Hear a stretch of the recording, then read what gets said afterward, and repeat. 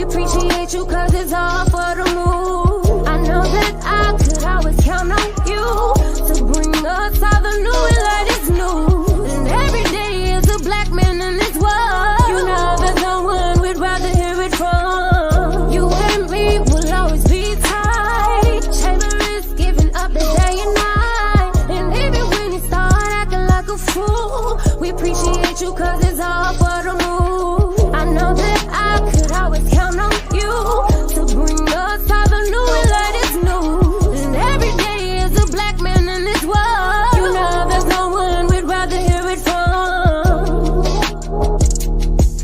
It's the Carlo Shaver Show.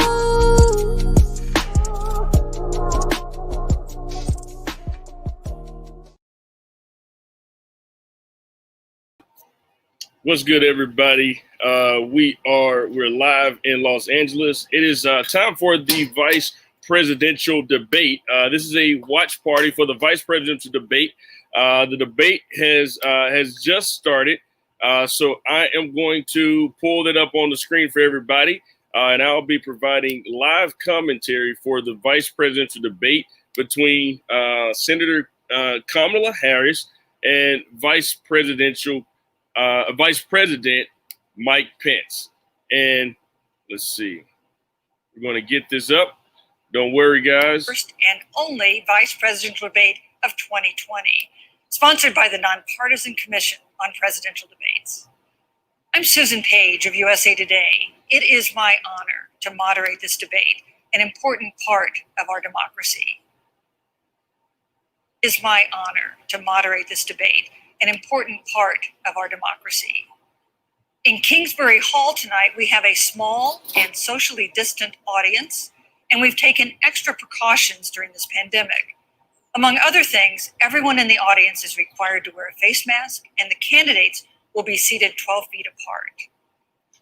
The audience is enthusiastic about their candidates, but they've agreed to express that enthusiasm only twice, at the end of the debate, and now, when I introduce the candidates. Please welcome California Senator Kamala Harris and Vice President Mike Pence. All right, so this is the vice presidential debate, everybody. So as you guys can see, both of the vice presidential nominees for the respective parties are making their way to the stage. So please share in the comments your thoughts on tonight's debate. And we'll have live talks about tonight's debate. Senator Harris and Vice President Pence. The debate is on. We're meeting as President Trump and the First Lady continue to undergo treatment in Washington after testing positive for COVID-19. We send our thoughts and prayers to them for their rapid and complete recovery and for the recovery of everyone afflicted by the coronavirus. The two campaigns and the Commission on Presidential Debates have agreed to the ground rules for tonight. I'm here to enforce them on behalf of the millions of Americans who are watching. One note, no one in either campaign or at the commission or anywhere else has been told in advance what topics I'll raise or what questions I'll ask. What time is it? This 90-minute debate will be divided into 9 segments of about 10 minutes each. I'll begin a segment by posing a question to each of you, sometimes the same question, sometimes a different question on the same topic. You will then have 2 minutes to answer without interruption by me or the other candidate. Then we'll take 6 minutes or so to discuss the issue. At that point, although there will always be more to say, we'll move on to the next topic. We want a debate that is lively, but Americans also deserve a discussion that is civil. These are tumultuous times, but we can and will have a respectful exchange about the big issues facing our nation. Let's begin with the ongoing pandemic that has cost our country so much. Senator Harris, the coronavirus is not under control. Over the past week, Johns Hopkins reports that 39 states have had more COVID cases over the past 7 days than in the week before. 9 states have set new records. Even if a vaccine is released soon, the next administration will face hard choices. What would a Biden administration do in January and February that a Trump administration wouldn't do? Would you impose new lockdowns for businesses and schools and hotspots, a federal mandate to wear masks. You have 2 minutes to respond without interruption. Thank you, Susan. Well, the American people have witnessed what is the greatest failure of any presidential administration in the history of our country. And here are the facts. 210,000 dead people in our country in just the last several months. Over 7 million people who have contracted this disease. 1 in 5 businesses closed. We're looking at frontline workers who have been treated like sacrificial workers. We are looking at over 30 million people who in the last several months had to file for unemployment. And here's the thing. On January 28th, the vice president and the president were informed about the nature of this pandemic. They were informed that it's lethal in consequence, that it is airborne, that it will affect young people, and that it would be contracted because it is airborne. And they knew what was happening and they didn't tell you. Can you imagine if you knew on January 28th, as opposed to March 13th, what they knew, what you might have done to prepare? They knew and they covered it up. And Kamala Harris. The president said it was a hoax. They minimized the seriousness of it. The president said, you're on one side of his ledger if you wear a mask, you're on the other side of his ledger if you don't. Yep. And from in the spite beginning, of all of that, they today, covered they it still up. don't have a They covered plan. it up. They still don't have a plan. Well, Joe Biden does. And our plan is I about was in what we need to do around a national Las strategy Vegas for in contact February, tracing, for testing, when for they knew the administration entire of time. the vaccine, and making sure that it will be I was in free for all. Trinidad and That is Tobago. the plan that Joe Biden has and that I have, in knowing that we have to get a hold of what has been going on, and we need to save our March, country. And Joe Biden is when the this best was leader going to on. do that, and frankly, Okay. this administration has forfeited Thank you, Senator their right to Harris. re-election based on this. Thank you, Senator Harris.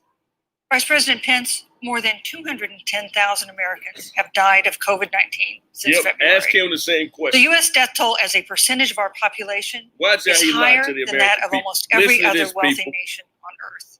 For instance, Listen our to death this. rate is 2.5 times that of Canada next door. You head the administration's coronavirus task force. Why is the U.S. death toll as a percentage of our population higher than that of almost every other wealthy country? Yep. And you have 2 minutes to respond without Answer interruption. it, Thank you. Pence. And I want to thank the Commission and the University of Utah No. Don't thank for hosting nobody. this event. You're wasting time. You're wasting time. privilege Look to be at on him. the You only get a stage. minute. Answer the questions he asks you. Simple as that. Our nation has gone through a very challenging time this year. But I want the American people to know That you from lied the to very them. first day, President Donald Trump has put the health of America first.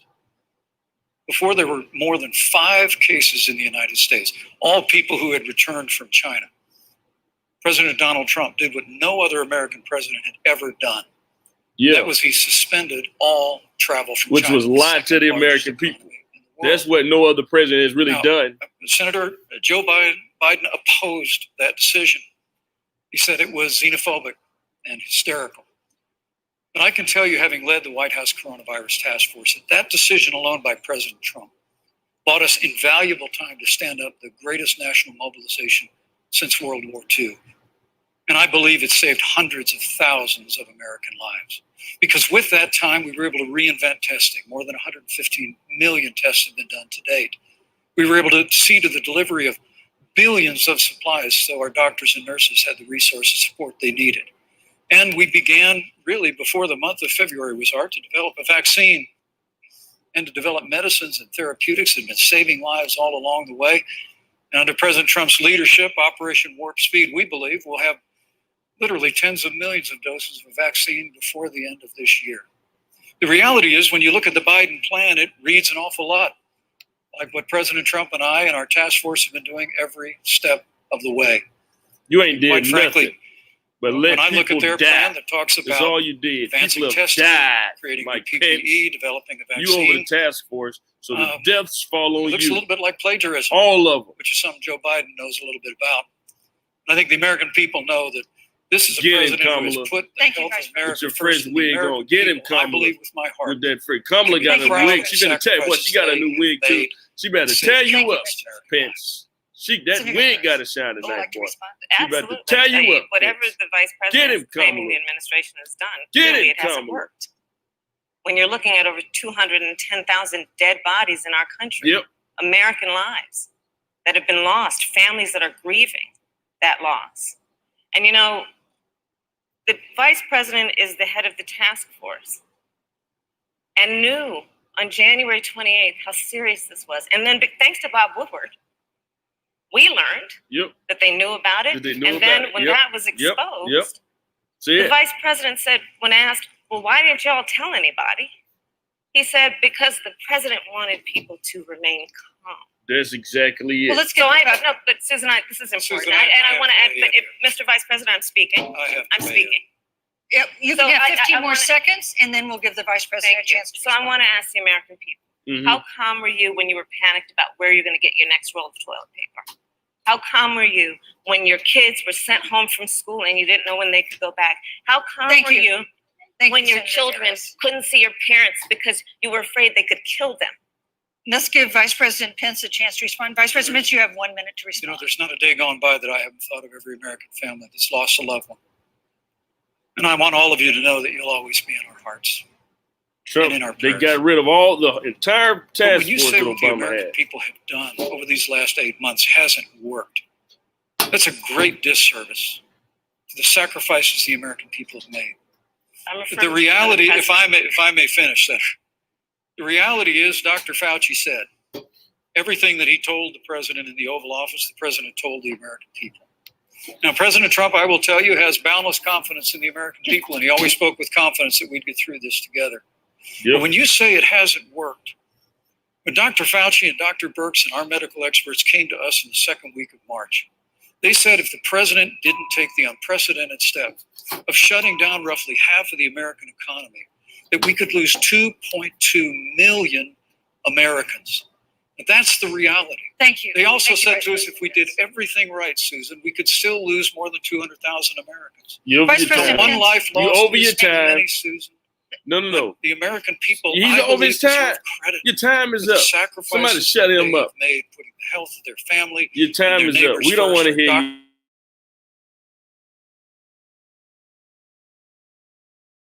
You were in the front row in a Rose Garden event. We don't 11 want to days hear ago you at what until seems she to have asks been you a super question and you're spreader within event time. for senior Talk in administration time. congressional In officials. turn, we don't No want to social hear that. distancing, You're few lying. You're a masks, liar. and now a cluster of coronavirus cases among those who were there. How can you expect never Americans answers to the follow question. the administration's safety Never guidelines answer. to protect themselves from COVID Just like his when daddy you at the Trump. White House have not been doing so? Trump the Well, the pimp and American Pence the people hoe. have demonstrated over the last 8 months that when given the facts, they're willing to put the health of their families and their neighbors and people they don't even know first. President Trump and I have great confidence in the American people and their ability to take that information and put it into practice. In the height of the epidemic, when we were losing a heartbreaking number of 2,500 Americans a day, we surged resources to New Jersey and New York and New Orleans and Detroit. We told the American people what needed to be done, and the American people made the sacrifices. When the outbreak in the Sun Belt happened this summer, again, Americans stepped forward. But the reality is the work of the President of the United States goes on. The vacancy on the Supreme Court of the United States has come upon us, and the President introduced Judge Amy Coney Yes, Barrett. thank you. Thank you, Vice But at President. that, Yes. if I may say, that No, Rose you Garden, cannot. Why does he get to a talk great over deal of his time? speculation about it. My wife Why does he Karen get and I to were talk there, over his honored to be time? there. Suki Many said of I the had the people who were at coronavirus that in late event, Susan, July, actually and I got tested to for take my coronavirus. fourth coronavirus And test it was on an this Friday. outdoor event. They which want to make all sure of our I'm still scientists negative. regularly It is routinely known advise. that you can get the The difference coronavirus here more than is once. That President is true. Trump and I That is trust a the true American fact. people to make choices in the best interest of Cray said, health. how Joe come Biden, a regular Kamala person Harris knew about the virus in consistently China talk in about January, mandates, and you were not telling just me that the mandates with President of the United States coronavirus, did but not a government please. takeover of Yes. Thank healthcare, you. Thank you, the Vice Green President. New Deal, all government control. We're about freedom and respecting the freedom of the American people. Let's talk about respecting the American people. You respect Yes. the American people when you tell them the truth. Yes. You respect the American people when you have the courage Which we've to be a always leader, done. speaking of those things that you may not want people to hear, but they need to hear so they can protect themselves. But this administration stood on information that if you had as a parent, if you had as a worker, knowing you didn't have enough money saved up, and now you're standing in a food line because of the ineptitude of an administration that was unwilling to speak the truth to the American people. So let's talk about caring about the American people. The American people have had to sacrifice far too much Yes, because we of the have. incompetence of this We have. administration. It is asking too much of the Shit, I people. didn't pay No, more it in is It is taxes than asking Trump too had. much of the people. He ain't paid But if nothing. they would not be equipped with the information they need to help themselves to protect Susan, their parents President- and their No, I'm children. sorry. Kamala Harris, Senator Harris, I'm sorry. It's fine, I'm Kamala. No, you're Senator Harris to me. For life to get back to normal, Dr. Anthony Fauci and other experts say that most of the people who can be vaccinated need to be vaccinated. But half of Americans now say they wouldn't take a vaccine if it was released now. If the Trump administration approves a vaccine before or after the election, should Americans take it, and would you take it? If the public health professionals, if Dr. Fauci, if the doctors tell us that we should take it, I'll be the first in line to take it. Absolutely. But if Donald Trump tells us that we should take it, I'm not taking it. I'm with you, Vice Kamala. President Pence, there have If been a lot Trump of said take repercussions it, I'm not from taking this it. pandemic. In recent days, the president's diagnosis But the of sad COVID-19 part has about it is so underscored the many people importance will. of the job You know, that you so many hold people. in And look the at this liar. university. He ain't no That's our but a little second liar, topic conniving. tonight. Look It's what he the did to role the people of of the vice Indiana president. when he was the governor. He ain't One of nothing. you will make history on January 20th. You will be the vice president to the oldest president the United States has ever had. Donald Trump will be 74 years old on Inauguration Day. Joe Biden will be 78 years old. That already has raised concerns among some voters, concerns that have been sharpened by President Trump's hospitalization in recent days. Vice President Pence, have you had a conversation or reached an agreement with President Trump about safeguards or procedures when it comes to the issue of presidential disability? And if not, do you think you should? You have 2 minutes without interruption. Well, Susan, thank you. Although I would like to go back. I think we need to move on well, to the thank issue you, of but I would like to vice go back presidency. because the reality is that we're going to have a vaccine, Senator, in record time, in unheard of time, in less than a year. We have 5 companies in phase 3 clinical trials, and we're right now producing Pence is tens so of millions scripted. of He doses. said the same thing every single The day. fact He's that you just continue to sound like a undermine broken public record. confidence in a Jesus. vaccine. If He a got a vaccine script. He emerges can't, during the Trump he administration, can't go I back think to the is script. unconscionable. And Senator, I just ask you, stop playing politics with people's lives. The reality is that we will have a vaccine, we believe, before the end of this year. And it will have the capacity to save countless American lives. And your continuous undermining of confidence in a vaccine is it's just unacceptable. And let me also say, the reality is when you talk about failure in this administration, we actually do know what failure looks like in a pandemic. It was 2009. The swine flu arrived in the United States. Thankfully, it ended up not being as lethal as the coronavirus. But before the end of the year, when Joe Biden was vice president of the United States, not 7.5 million people contracted the swine flu. 60 million Americans contracted the swine flu. That's what they always try to do, deflect. All they're going to ever do is deflect. They told him when all else fails, just deflect from the conversation. The real conversation. Would say last year, just deflect. That's all they ever know. Deflect, deflect, deflect. Everything possible. Deflect these. How about that? And we learned from that. They left the strategic national stockpile empty. They left an empty and hollow plan, but we still learned from it. And I think the American people, I'm going to say again. It looks like he has corona. He definitely does. He's been around the people who's had it.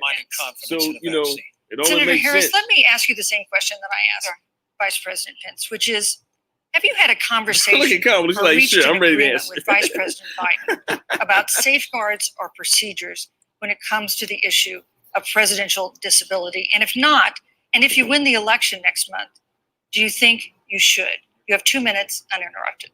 So let me tell you, first of all, the day I got the call from Joe Biden, it was actually a Zoom call, asking me to serve with him on this ticket was probably one of the most memorable days of my life.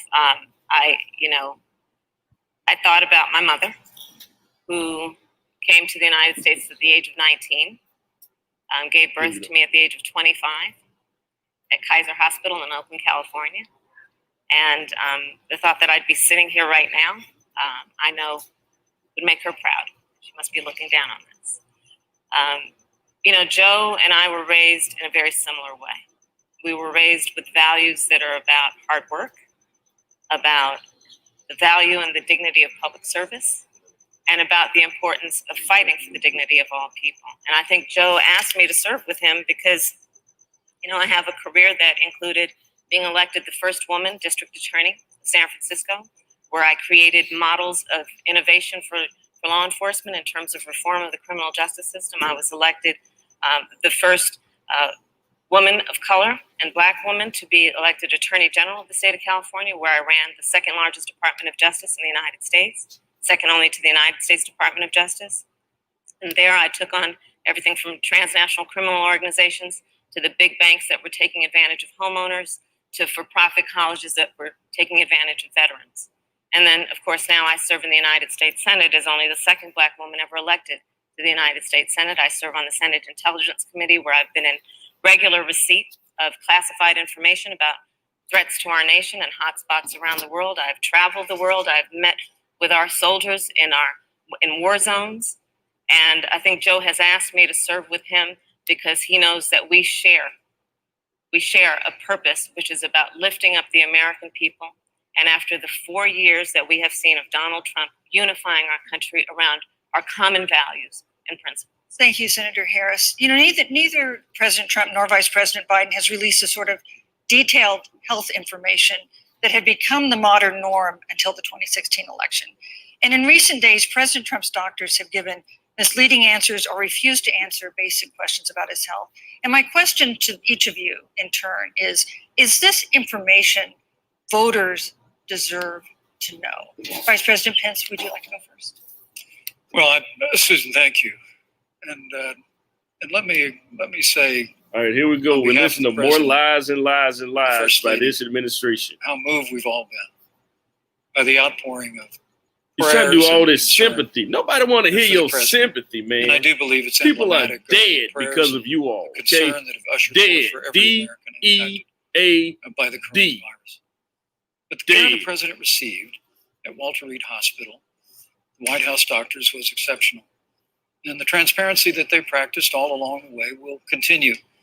The American people have a right to know about the health and well-being of their president, and will continue to do that. But I'm just extremely grateful, and was more than a little moved. Every single time, the vice president, all they do is lie to the American people. Sit up and lie. We got to deal with it. Concern. And I also want to congratulate you, as I did people on that phone lost call, families, on jobs, nature, homes, and all because of them. You so right. I never expected and they still want to sit up and play with us. Ago, so I know the feeling. But the reality is, we've got an election before the American people in the midst of this challenging year, and the stakes have never been higher. Thank you. I think the choice has never been clearer. I want to give Senator Harris a chance to respond to the same question I asked, which is, do voters have a right to know more detailed health information about presidential candidates, and especially about presidents, especially when they're facing some kind of challenge? Absolutely. And that's why Joe Biden has been so incredibly transparent, and certainly by contrast, the president has not. Both in terms of health records, but also let's look at taxes. We now know, because of great investigative journalism, that Donald Trump paid $750 in taxes. When I first heard about it, I literally said, "You mean $750,000?" And it was like, no, $750. We now know Donald Trump owes and is in debt. $400 million. Tell it, just tell so it, everyone is clear, $400 million in debt. It means you owe money Talk to somebody. about that, Pence. Your and boss it'd be really in good debt. to know Talk who the about his president of debt. the United States, the commander in chief owes money to, because the American people Yep. have a right to know We do what have a is right to know. influencing the Yep. president's decisions. And is he making those decisions on the best interest of the American people, of you, or self-interest? So, Susan, I'm glad you asked about This is all transparency, self-interest. because it has to be across the board. We already know the Joe answer has to been it. incredibly No need transparent to ask. over We already many, know. many years. Everybody know this. The one thing we all know about Joe, he puts it all out there. He is honest. He is forthright. But Donald Trump, on the other hand, Susan. has been about covering up everything. Thank you, Senator Harris. I want to give you a chance to respond, Vice President. Well, look, I respect the fact that Joe Biden spent 47 years in public life. I respect your public service as well. Thank you. The American people have a president who's a businessman, who's a job creator, who's paid tens of millions of dollars in taxes, payroll taxes, property taxes. He's created tens of thousands of American jobs. And the president said those public reports are not accurate. And the president's also released literally stacks of financial disclosures the American people can review just as the law allows. But the distinction here is that Joe Biden, 47 years in public service, compared to President Donald Trump, who brought all of that experience 4 years ago. Thank you, Vice And President. turned this economy around by cutting taxes, rolling back Your regulations. time Thank is you, up. thank you, Vice Thank you. Your time Fighting is for up. free and fair Next. trade. Hey, ma'am, And please, you all got to Thank take you, more thank you, control of Vice this President. debate. Joe If his Biden, time is up, Kamala his time You know, is up. that's a He good looks segue sick. into our third Great topic, segue. which You don't need is to talk about too the much, 'cause economy. you look This sick. has been another aspect You get of well. life for Americans that's been so affected by this coronavirus. We have a jobs crisis brewing. On Friday, we learned that the I agree, unemployment man. rate Mike Pence declined to looks just 7.9% like in Dracula. September, but the job growth Just had like stalled, him. and that was Twin before the brothers. latest round of layoffs and If he furloughs ain't, they in the they airline cousins. industry at Disney and elsewhere. Hundreds of thousands of discouraged workers have stopped looking for work. Nearly 11 million jobs that existed at the beginning of the year haven't been replaced. Those hardest hit include Latinos, Blacks, and women. Senator Harris, the Biden-Harris campaign has proposed new programs to boost the economy, and you would pay for that She said, new spending by Vice raising President Mike Pence $4 looked trillion like Fire Marshal in Bill. taxes on wealthy individuals and corporations. He up there passing Some the roller. economists No, warn that Kamala could said curb she won't be entrepreneurial ventures that fuel growth and create jobs. Would raising taxes put the recovery at risk? And you have 2 minutes to answer uninterrupted. She put the plexiglass up. On the issue of the economy, I think there couldn't be a more fundamental difference between Donald Trump and Joe Biden. Joe Biden believes you measure the health and the strength of America's economy based on the health and the strength of the American worker and the American family. On the other hand, you have Donald Trump, who measures the strength of the economy based on how rich people are doing, which is why he passed a tax bill benefiting the top 1% and the biggest corporations of America, leading to a $2 trillion deficit that the American people are going to have to pay for. On day one, Joe Biden will repeal that tax bill. He'll get rid of it. And what he'll do with the money is invest it in the American people. And through a plan that is about investing in infrastructure, something that Donald Trump said he would do. I remember hearing about some infrastructure week. I don't think it ever happened. But Joe Biden will do that. He'll invest in infrastructure. It's about upgrading our roads and bridges, but also investing in clean energy and renewable energy. Joe is going to invest that money in what we need to do around innovation. There was a time when our country believed in science and invested in research and development so that we were an innovation leader on the globe. Joe Biden will use that money to invest in education. So, for example, for folks who want to go to a 2-year community college, it will be free. If you come from a family that makes less than $125,000, you'll go to a public university for free. And across the board, we'll make sure that if you have student loan debt, it's cut by $10,000.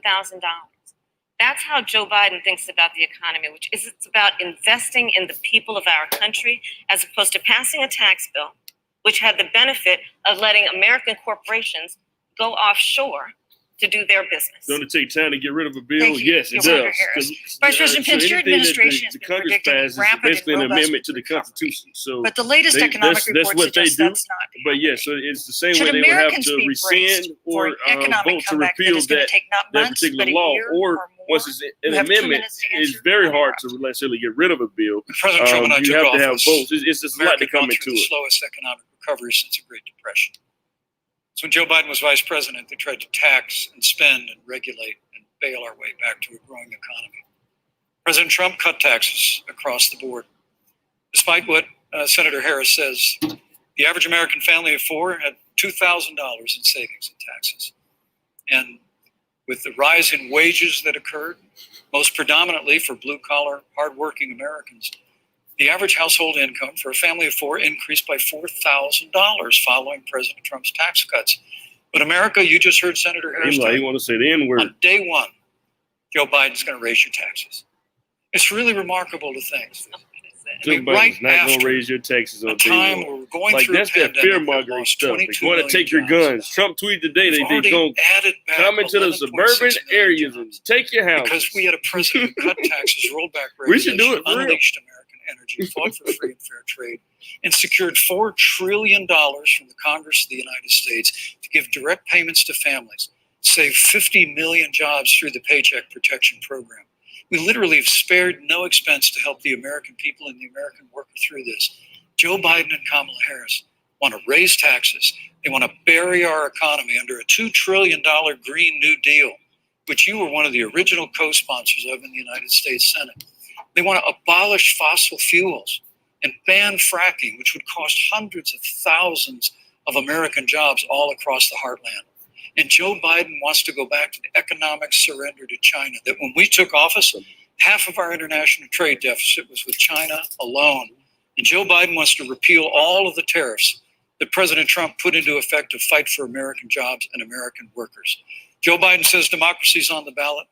Make no mistake about it, Susan. The American economy, the American comeback is on the ballot with 4 more years of growth and opportunity, 4 more years of President Donald Trump. 2021 is going to be the biggest economic year in the history of this country. Thank you, Vice President Pence. Senator Harris. Well, I mean, I thought we saw enough of it in last week's debate, but I think this is supposed to be a debate based on fact and truth. And the truth and the fact is Joe Biden has been very clear. He will not raise taxes on anybody who makes less than $400,000 he said a he's year. Going to repeal the Trump tax cuts. Mr. Vice President, I'm speaking. Well, I'm speaking. Be important if you said the truth. Joe Biden has said twice in last week that he's going to repeal the Trump tax cuts. That was tax cuts that gave the average working family $2,000 in a tax break every single year. Senator, that is absolutely not true. That is he only going to repeal part of the Trump tax cuts? See, this is the thing. This is the problem. Why don't the moderators step in when it's on her to reclaim her time and allow her time to finish? Okay, she needs extra time. This is not right. They already went through these rules. They already know what's up. This is very, very, very disrespectful. Very. During the Great Recession, 4 more years of bullshit. That's all we're gonna get with Trump. The Recovery Act that brought America back, and now the Trump. He said you can't trust a man with no facial hair.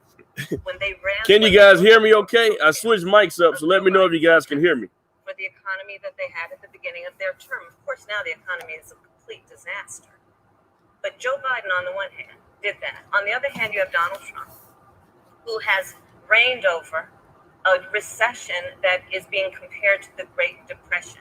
On the one hand, you have Joe Biden, who was responsible with President Barack Obama for the Affordable Care Act, which brought health care to over 20 million Americans and protected people with pre-existing conditions. And what it also did is it saved those families who otherwise were going bankrupt because of hospital bills they could not afford.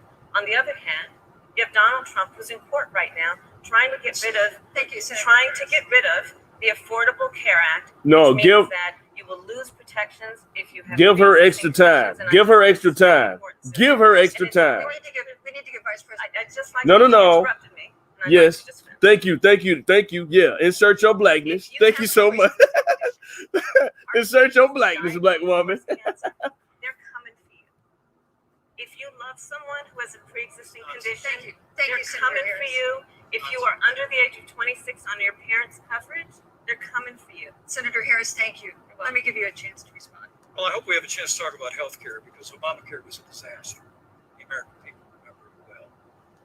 President Trump and I have a plan to improve health care and to protect pre-existing conditions for every American. But look, Senator Harris, you're entitled to your own opinion, but you're not entitled to your own facts. You yourself said on multiple occasions when you were running for president that you would ban fracking. Joe Biden looked at supporter in the See, he's not going to answer the question direct. Okay. How we get from healthcare to fossil fuels? Because Trump has no plan. That's how he diverted from healthcare to fossil fuels. All he said was Obamacare was a fraud, was fake. Okay, no, it wasn't. I was on Obamacare. 2013, I had health insurance through Obamacare. Okay, I was able to, even when I didn't have a job, I stayed on my mom's health insurance because of Obamacare. Okay. Thank you very, very much, Vice President. And once again, you provided the perfect segue to it. Gina said you should never trust a woman who laughs during a debate. She got that look.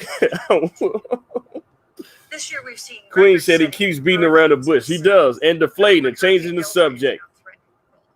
And we have seen record-setting wildfires in the West. Do you believe, as the scientific community has concluded, that man-made climate change has made wildfires bigger, hotter, and more deadly, and have made hurricanes wetter, slower, and more damaging? Yep. You have 2 minutes. Yep. Thank you, Susan. First, I'm very proud of our record on the environment and on conservation. According to all of the best estimates, our air and land are cleaner than any time ever recorded. Our water is among the cleanest. And just a little while ago, the president signed the Outdoors Act, the largest investment in our public lands and public parks in 100 years. So President Trump has made a commitment to conservation. Now, with regard to climate change, the climate is changing. The issue is, what's the cause? What do we do about it? President Trump has made it clear that we're going to continue to listen to the science. Now, Joe Biden and Kamala Harris would put us back in the Paris Climate Accord. That's not true. They're not listening to science. Scientists are telling us that the world is getting hotter because of human behavior. Okay? They're not listening to scientists. Matter of fact, the regulations Obama had in place, the Trump administration came back and they undid those same regulations. He is telling lies. Okay? Yes, Trump taught this man to lie with a straight face. You're so right, Ty. Big lie detector. You're absolutely correct. And just like Hefe say, the air is not clear. Every time I go to Angeles, it's fogged up. Right now, I'm in Los Angeles. If you look down the street, you see the smoke from the wildfires on the street. Everybody, if you're walking down the street, the smoke, you're inhaling smoke in Los Angeles. That's not a lie. Right now, we're inhaling smoke out here. The smoke is in the air everywhere. Okay? Governor Gavin Newsom from your state has agreed we've got to work on forest management. And with regard to hurricanes, the National Oceanic Administration tells us that actually as difficult as they are. Thank you, Vice President. Yes, thank you. Please, thank you. Yeah, listen to science. He ain't listening to the scientists and doctors now. Exactly. That's exactly it. That's the one right there. Shut up. We don't want to hear you talking. Your time is up. Your time is up. Thank you. Your time is up. They need a better moderator, man. She's not taking control of this debate. How you the moderator? You were supposed to moderate. But Vice President Biden said in last week's debate that he does not support the Green New Deal. But if you look at the Biden-Harris campaign website, it describes the Green New Deal as a crucial framework. What exactly? She is humble. We don't need a humbled moderator. We need somebody who's going to moderate. 2 minutes uninterrupted. Sure. So first of all, I will repeat, and the American people know that Joe Biden will not ban fracking. That is a fact. That is a fact. I will repeat that Joe Biden has been very clear that he thinks about growing jobs, which is why he will not increase taxes for anyone who makes less than $400,000 a year. Kamala is not white. Joe Biden's economic plan, Moody's, which is a reputable Wall Street firm, has said will create 7 million more jobs than Donald Trump's. And part of those jobs that will be created by Joe Biden are going to be about clean energy and renewable energy. Because you see, Joe understands that the west coast of our country is burning, including my home state of California. Yep. Joe sees what is happening. It is right in now, Gulf Kamala. states, Talk which about are it. being battered by storms. Joe has seen and talked with the farmers in Iowa, whose entire crops have been destroyed because of floods. And so Joe believes, again, in science. I'll tell you something, Susan. I served, when I first got to the Senate, on the committee that's responsible for the environment. Do you know this administration took the word science off the website and then took the phrase climate change off the website? We have seen a pattern with this administration, which is they don't believe in science. And Joe's plan is about saying we're going to deal with it, but we're also going to create jobs. Donald Trump, when asked about the wildfires in California, and the question was, the science is telling us this, you know what Donald Trump said?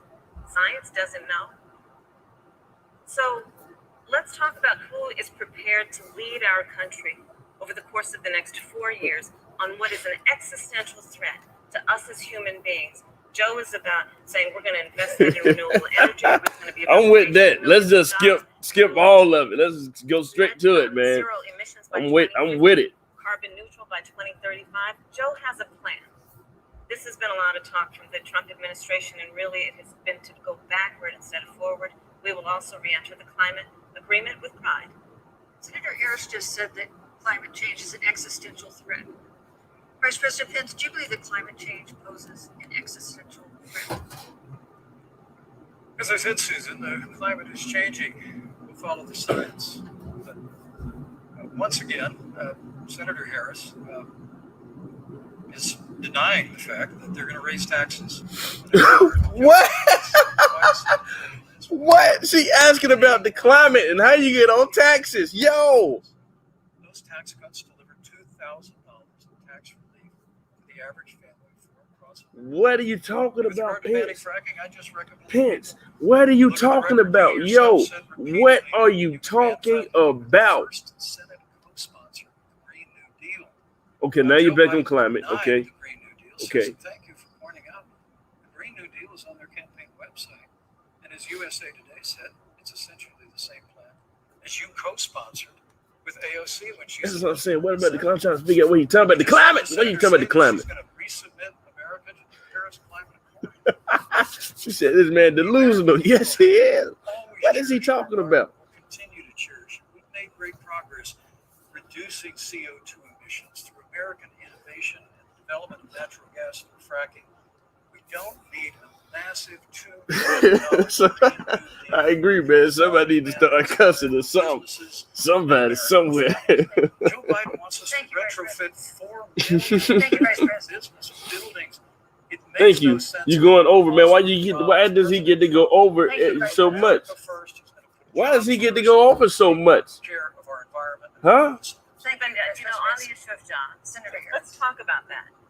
He ain't just like his president, man. Just like him. Like father, like son. As an accomplishment, the president's trade war with China. You lost that trade war. You lost it. What ended up happening is because of a so-called trade war with China. We're ready to America see. lost And Daisy said, she looking at him like, whatever. Farmers have experienced bankruptcy because of it. We are in a manufacturing recession because of it. And when we look at where this administration has been, there are estimates that by the end of the term of this administration, they will have lost more jobs than almost any other presidential administration. And the American people know what I'm talking about. You know. 50 million jobs. You know, we have a 50 million jobs. 20-something-year-old who are coming out of high school and college right now, and you're wondering, is there going to be a job there for me? We're looking at people who are trying to figure out how they're going to pay rent by the end of the month. Almost half of American renters are worried about whether they're going to be able to pay rent by the end of the month. This is where the economy is in America right now, and it is because of the catastrophe and the failure of leadership of this administration. Thank you, Senator Harris. Vice President Pence, let me give you just 15 seconds to respond because then I want to move on. Well, I'd love to respond. Look, No, you trade war with China. Joe Biden never fought it.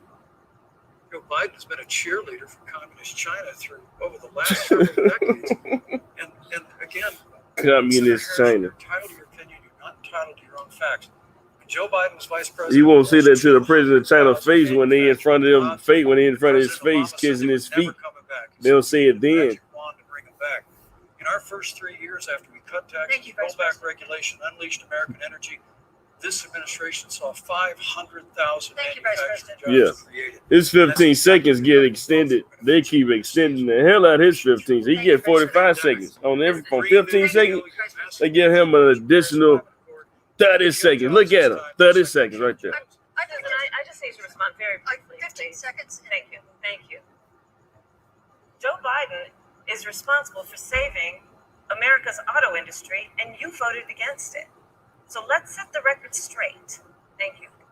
I'd like to talk about China. No, she get to shut. Like, that's not fair, man. Like, he gets to go on, and she gets to just have to shut up.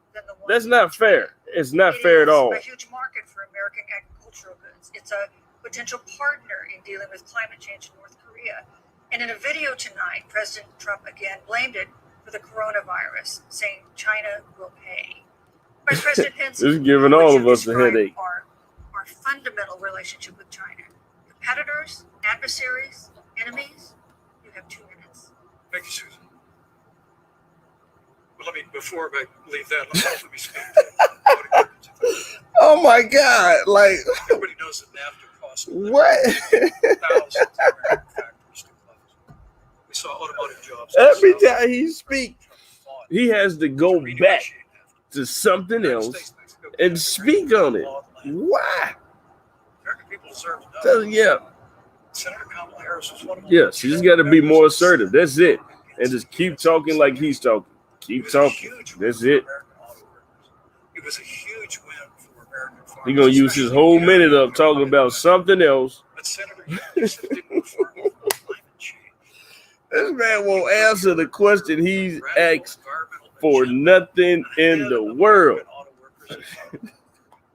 Jobs, and people deserve to know that. It's probably why Newsweek magazine said that Kamala Harris was the most liberal member of the United States Senate in 2019. More liberal than Bernie Sanders. More liberal than any of the countries in the United States. He keeps going back to old stuff. With regard to China. Oh, now he finally want to get on the subject when his time is almost up. China is to blame. And President Trump is not happy about it. Oh my God. Oh my God. China and the World Health Organization did not play straight with the American people. They did not let our personnel into China get information on the coronavirus until the middle of February.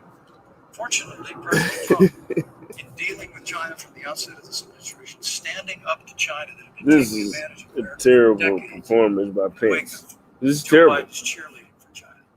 President Trump made that decision to suspend all travel. That's not fair. He get to think about his decisions. I agree with you. I agree with you. No, he can't tell the truth. Neither one of them, him nor Trump.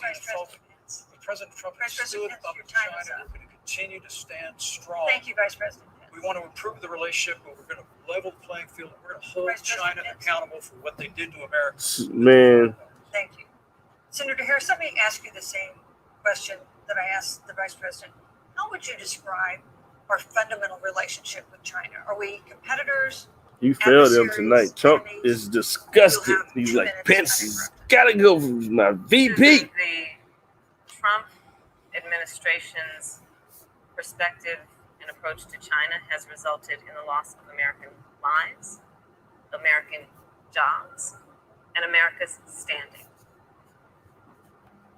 There's a weird obsession that President Trump has had with getting rid of whatever accomplishment was achieved by President Obama and Vice President Pence.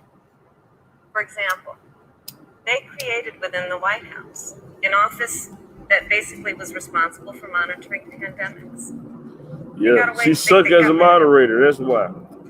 She's a terrible moderator. Of disease experts. Terrible that moderator. President Obama Okay. and Vice President Biden dispatched to China to monitor what is now predictable and what might happen. They pulled them out. we now are looking at 210,000 Americans who have lost their lives. So he got talking points that Trump gave him. He got to stick to those talking points because Trump tweeting those talking points right now. Just a small little clip of what Pence is saying of stuff that's totally off topic. That's what Trump is tweeting right now. Manufacturing jobs and a manufacturing recession, and the American consumer paying thousands of dollars more for goods because of that failed war that they called it. Then let's talk about standing. Pew, a reputable research firm, has done an analysis that shows that leaders of all of our formerly allied countries have now decided that they hold in greater esteem and respect Xi Jinping, the head of the Chinese Communist Party, than they do Donald Trump, the President of the United States, the Commander-in-Chief of the United States. This is where we are today because of a failure of leadership by this administration. Senator Harris, we've seen changes in the role of the United States in terms of global leadership over the past few years. And of course, times do change. What's your definition? We've seen strains with China, of course, as the Vice President mentioned. We've seen strains with our traditional allies in NATO and elsewhere. What is your definition of the role of American leadership in 2020? So, Joe I love talking with Joe about a lot of these issues. And, Joe, I think he said it quite well. He says, foreign policy, it might sound complicated, but really it's relationships. So just think about it as relationships. And so we know this in our personal, professional relationships. You got to keep your word to your friends. You got to be loyal to your friends. People who've stood with you, you got to stand with them. You got to know who your adversaries are and keep them in check. But what we have seen with Donald Trump is that he has betrayed our friends and embraced dictators around the world. Let's take, for example, Russia. So, Russia, I serve on the Intelligence Committee of the United States Senate.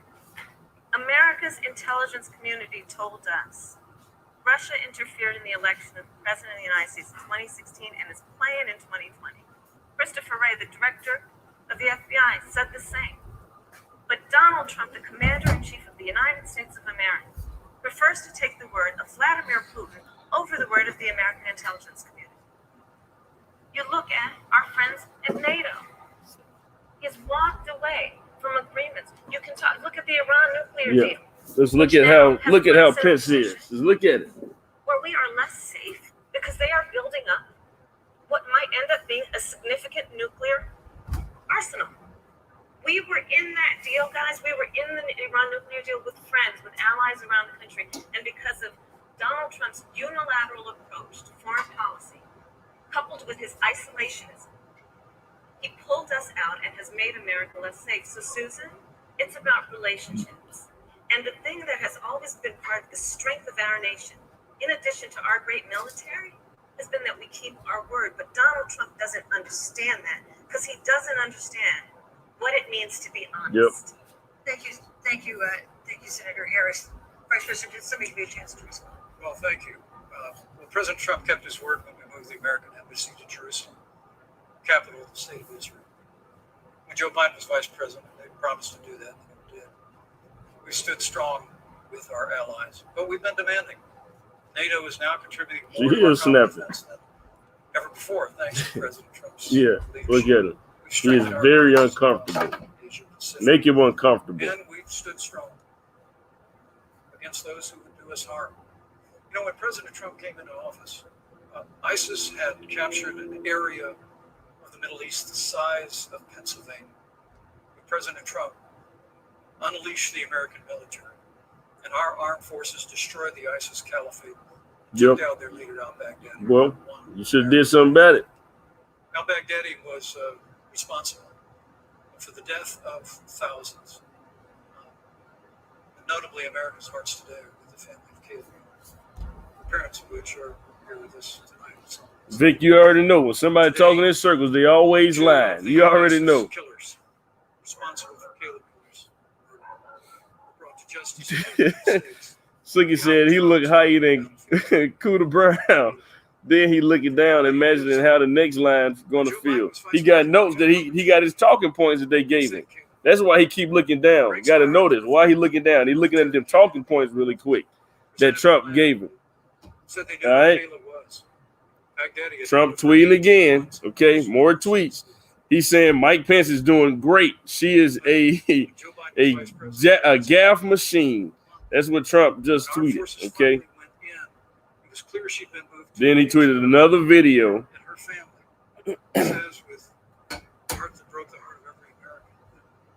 President Donald Trump has been president. I believe Kayla would be alive today. Thank you. Yeah, Vice he looking down at them notes. That's exactly what he's doing. Your time is up, sir. Man, can we get a new moderator, please? Can we please get a new moderator, please? Man, your time is up. Man, your time is up. Your time is up. Your time is up. Your time. We're not gonna hear it. Thank you, Vice.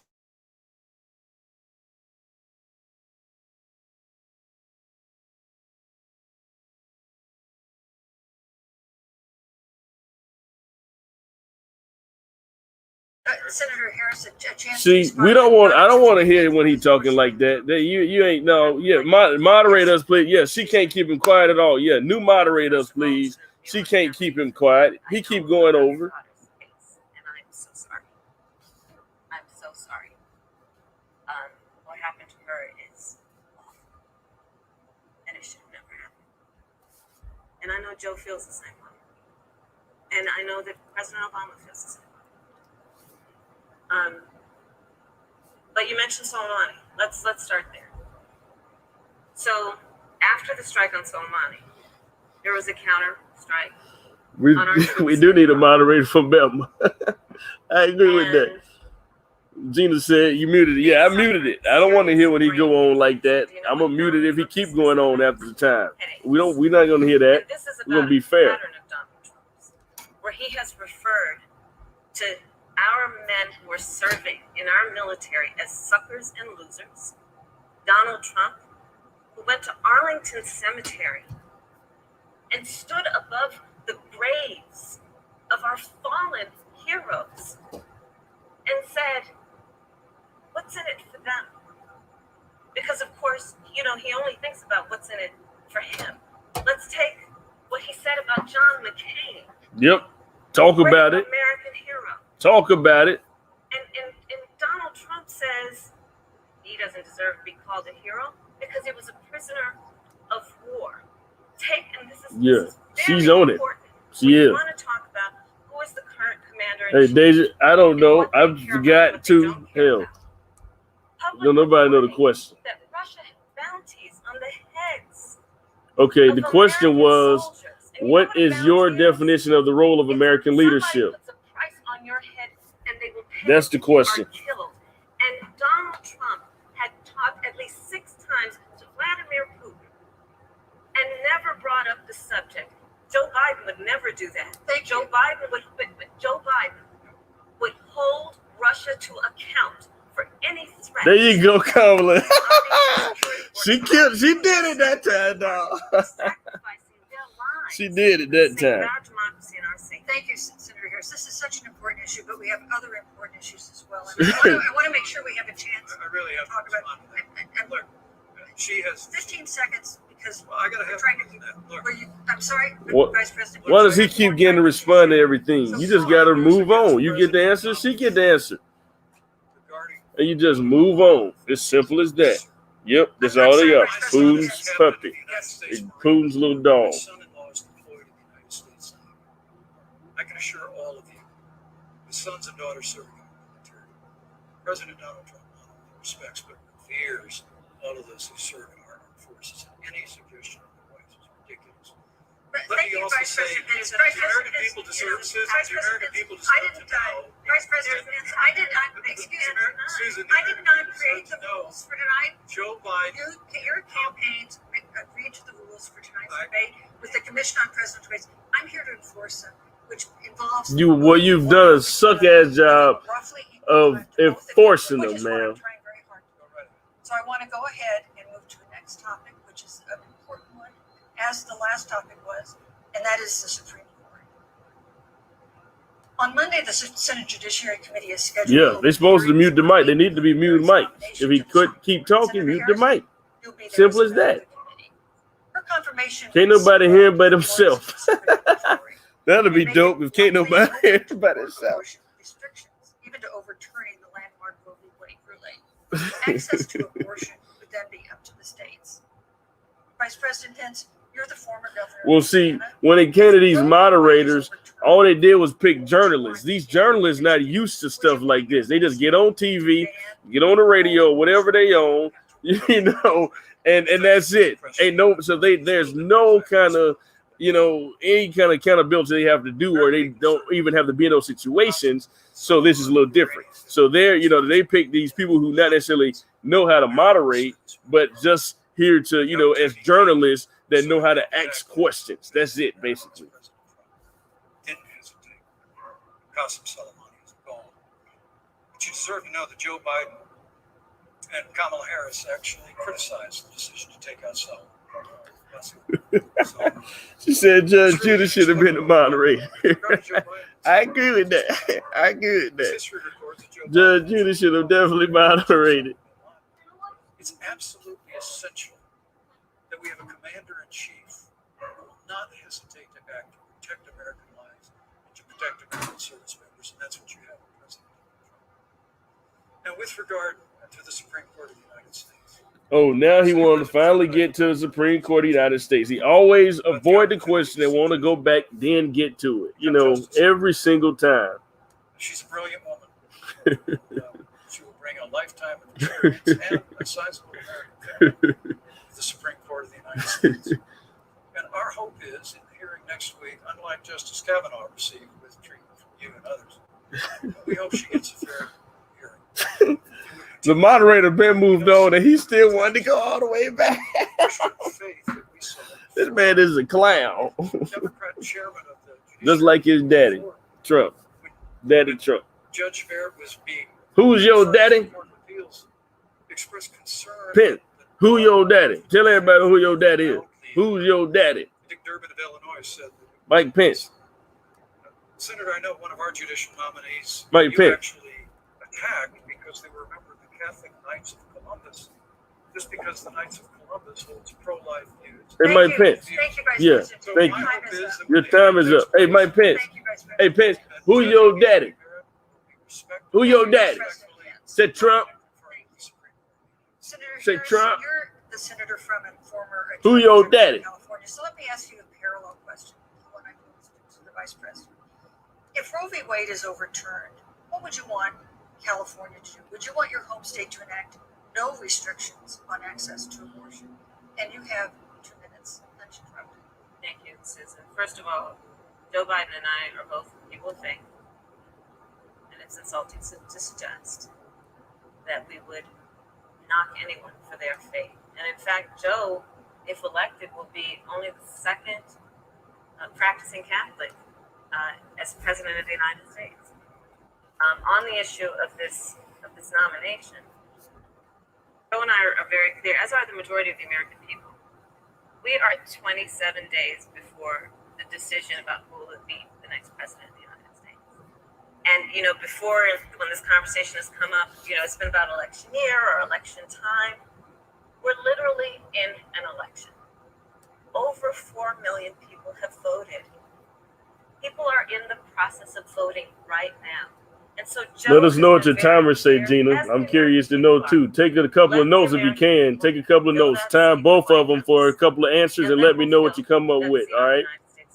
And to your point, Susan, the issues before us couldn't be more serious. There's the issue of choice, and I will always fight for a woman's right to make a decision about her own body. It should be her decision and not that. Yeah, Pence looked like he sit up and try to TikTok all damn day. But let's also look at what else is before the court. It's the Affordable Care Act.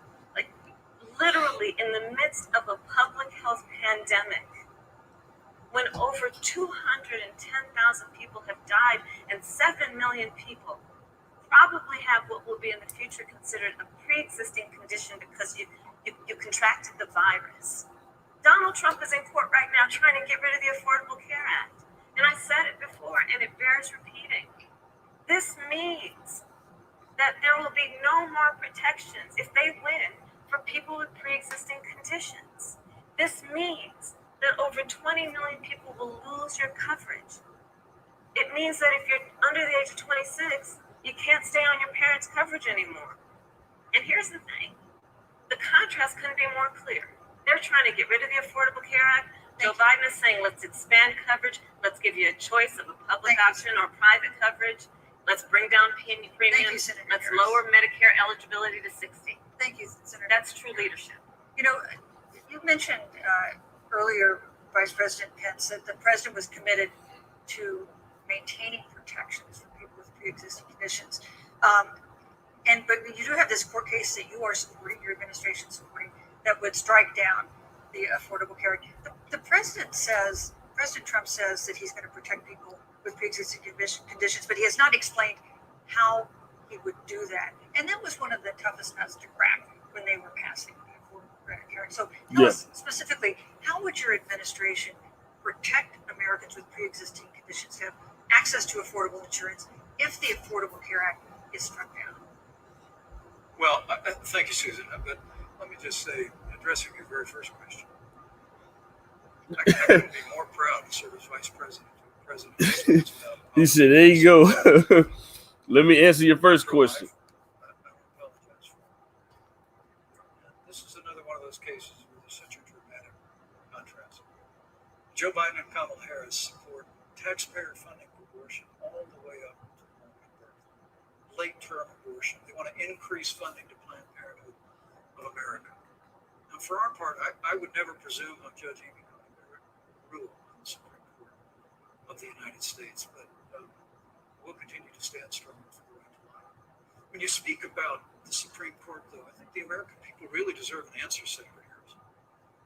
Are you and Joe Biden going to pack the court if Judge Amy Coney Barrett is confirmed? I mean, there have been 29 vacancies on the Supreme Court during presidential election years from George Washington to Barack Obama. Presidents have nominated in all 29 cases.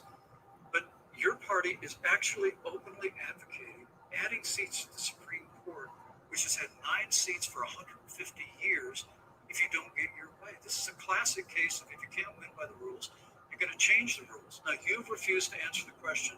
Joe Biden has refused to answer the question. So I think the American people would really like to know, if Judge Amy Coney Barrett is confirmed at the Supreme Court of the United States, are you and Joe Biden, if somehow you win this election, going to pack the Supreme Court to get your way? I'm so glad we went through a little. Now, this is a very crucial question, so I want to see how she's going to answer In this. 1864. Well, I'd like you to answer the question. Mr. Vice President, I'm speaking. In 1864, one of the, I think, political heroes, certainly of the president, I assume if you also, Mr. Vice President, is Abraham Lincoln. Abraham Lincoln was up for re-election, and it was 27 days before the election, and a seat became open on the United States Supreme Court. Abraham Lincoln's party was in charge not only of the White House, but the Senate. But Honest Abe said it's not the right thing to do. The American people deserve to make the decision about who will be the next president of the United States. And then that person can select who will serve for a lifetime on the highest court of our land. And so Joe and I are very clear. The American people are voting right now. And it should be their decision about who will serve on this most important body for a lifetime. Thank you, Senator Harris. People, Susan, are voting right now. They'd like to know if you and Joe Biden are going to pack the Supreme Court if you don't get your way in this nomination. Let's talk about packing. You once again gave a non-answer. Joe Biden gave a non-answer. Trying to answer you the now. American people deserve a straight answer. And if you haven't figured it out yet, the straight answer is they are going to pack the Supreme Court if they somehow win this election. Men and women, I got to tell you, people across this country, if you cherish our Supreme Court, if you cherish the separation of powers, you need to reject the Biden-Harris ticket. Come November the 3rd, re-elect President Donald Trump. Stand by that separation of powers in the 9 seats. Yeah, let's talk about packing the court then. Let's talk about the Please. pack. Yeah, I'm about to. So, the Trump-Pence administration has been, because I sit on the Senate Judiciary Committee, Susan, as you mentioned, and I have witnessed the appointments for lifetime appointments to the federal courts, district courts, courts of appeal. People who are purely ideological, people who have been reviewed by legal professional organizations and found to have been not competent, are substandard. And do you know that of the 50 people who President Trump appointed to the Court of Appeals for lifetime appointments, not one is black? This is what they've been doing. You want to talk about packing a court? Let's have that discussion. All right, thank you, Senator. Let's go on and talk about the issue of racial justice. I just want the record to reflect she never answered the question. But maybe you. the next debate, Joe Biden will answer the question. Thank you. But I think the American people do. Thank you, Vice President. In March, Breonna Taylor, a 26-year-old emergency room technician in Louisville, was shot and killed after police officers executing a search warrant in a narcotics investigation broke into her apartment. The police said they identified themselves. Taylor's boyfriend said he didn't hear them do that. That's He it. used a gun, registered Trump gonna need shot somebody to help him with his taxes and all that kind of officers stuff on the fired more than Supreme 20 Court. rounds You're into absolutely the apartment. correct. They say they were acting Absolutely in correct. self-defense. None of them have been indicted. Now ask about Breonna Taylor. This is what I want to hear. Senator Harris, in the case of Breonna Taylor, Yeah. was justice done? You have 2 minutes. I don't believe so. And I've talked with Breonna's mother, Tamika Palmer, and her family. And her family deserves justice. She was a beautiful young woman. She had as her life goal to become a nurse, and she wanted to become an EMT to first learn what's going on out on the street, so she could then become a nurse and save lives. Okay. And her life was taken unjustifiably and tragically and violently. And it brings me to, the 8 minutes and 46 seconds that America witnessed, during which an American man was tortured and killed under the knee of an armed, uniformed police officer. Yep. And people It's the around our presidency of penitentiary for Trump. That's the truth. Every race, of every age, of Speak, every Kamala. gender, perfect strangers to each other, Now, marched watch how shoulder to shoulder, Pence's arm in arm, answer is much different than hers. for us to finally achieve that ideal of equal justice under law. Yeah. And I was a part of those peaceful protests. And I believe strongly that, first of all, we are never going to condone violence, but we always must fight for the values that we hold dear, including the fight to achieve our ideals. And that's why Joe Biden and I have said on this subject, look, and I'm a former career prosecutor. I know what I'm talking about. Bad cops are bad for good cops. We need reform of our policing in America and our criminal justice system, which is why Joe and I will immediately ban chokeholds and carotid holds. George Floyd would be alive today if we did that. We will require a national registry for police officers who break the law. Yep. We will, on the issue of criminal justice Okay. reform, Okay. get rid of private prisons, Okay. cash Okay. bail, and we will Okay. decriminalize marijuana. Okay. We will expunge the records of those who have been convicted of marijuana. This is a Okay. time for Okay. leadership Okay. on a Okay. tragic issue Okay. of unarmed black people in America. Thank you, Senator Harris. Vice President Pence, let me pose the same question to you. In the case of Breonna They don't Taylor, want to hear about what it takes to was help black justice done? people. You have 2 minutes, uninterrupted. Well, our heart breaks. The loss of innocent family Breonna Taylor has our sympathies. But I trust our justice system. A grand jury that refused the evidence. And it really is remarkable that as a former prosecutor, you would assume that an impaneled grand jury looking at all of the evidence got it wrong. But title the word I think with regard to George Floyd, there's no excuse for what happened to George Floyd. Justice will be served. But there's also no excuse for the rioting and looting that followed. I mean, it really is astonishing. Flora Westbrook is with us here tonight in Salt Lake City. Just a few weeks ago, I stood at what used to be her salon. It was burned to the ground by rioters and looters. And Flora is still trying to put her life back together. And I must tell So you, why don't you give them the money then? this presumption Give her the money. that you hear consistently You got it. from Joe Biden and Kamala Harris.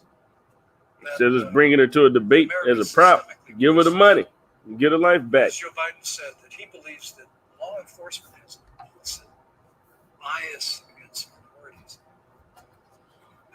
is a great insult to the men and women who serve in law enforcement. I want everyone who puts on the uniform of law enforcement every day. President Trump and I will stand with you. It is remarkable that when Senator Tim Scott tried to pass a police reform bill, brought together a group of Republicans and Democrats, Senator Harris, you got up and walked out of the room.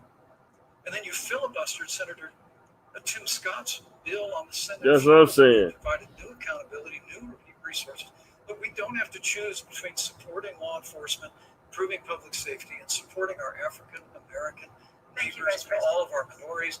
Under President Trump's leadership, we'll always stand with law enforcement and will do what we do. Vice President, thank you. Your time is The up. lives of African Americans. Thank you, Vice Record President. unemployment, record Vice investments in President. education. The fly on his head. Oh my God, I'm gonna go to Twitter because I know Twitter is tearing that up. The fly is on Pence head right now. And that bitch been there a minute too. I'm the only one on the stage who was personally prosecuted. Everything from child sexual assault to The homicide. fly still on his head. Oh man. I'm the only one on the stage who was prosecuted Yeah. for taking advantage of America's homeowners. I'm There's the a only fly one on the Pence stage head right now. prosecuted for blocking colleges for taking advantage of our veterans. And the reality of this is that we are talking about an I said, is that a roach election on his head? where last week the President of the United States took a Yeah. debate stage in front of 70 million Americans and refused to condemn white Yo. supremacists. I can't quit looking at the fly on his Like head. he didn't have a chance. He didn't do it, and then he doubled down. And then he said, when Yeah. pressed, stand And they back. cut. Yeah, they not doing it. And That's a this is black the fly. part of the White people so pattern nasty they don't be of feeling it. Donald Trump.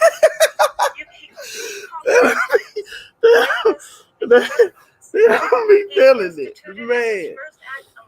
That motherfucker think he has a horrible. Where people were peacefully Okay, it's finally gone, man. That was the funniest That moment motherfucker of tonight. And on the other side, there were Lord. neo-Nazis carrying tiki torches, shouting racial epithets, anti-Semitic slurs. And Donald Trump went out about it and said, there were This is the most important part she talking about, but I can't stop thinking about that fly on his head. You deserve better.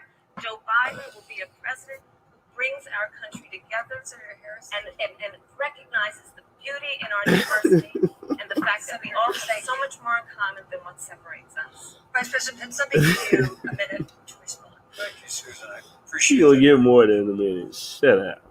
You know, I think this is one of the things that makes people dislike me so much in this conference. Is that you selectively edit, just like Senator Harris did. Comments on Trump and I and others on the side of the make. Senator Harris conveniently omitted after the president made comments about people on either side of the debate over documents. He condemned the KKK, neo-Nazis, and white supremacists, and has done so What about the Proud Boys? repeatedly. Ain't the Concerned that he doesn't condemn the gay people that took over the Proud President Boys? Trump has Jewish Pence. That's why they won't say the Proud Boys now. The other day, Trump said, "Stand back and stand back." But now they won't even mention the Proud Boys. How y'all gonna let somebody come take over your stuff? Thank you. I really need to make this point. When you were DA in San Francisco, when you left office, African Americans were 19 times more likely to be prosecuted for minor drug offenses than whites and Hispanics. When you were Attorney General of California, Thank you, you Vice President. increased the disproportionate incarceration of Thank you. blacks in California. You did nothing on criminal justice reform in California. You're You didn't lift a Thank finger you. to pass the first step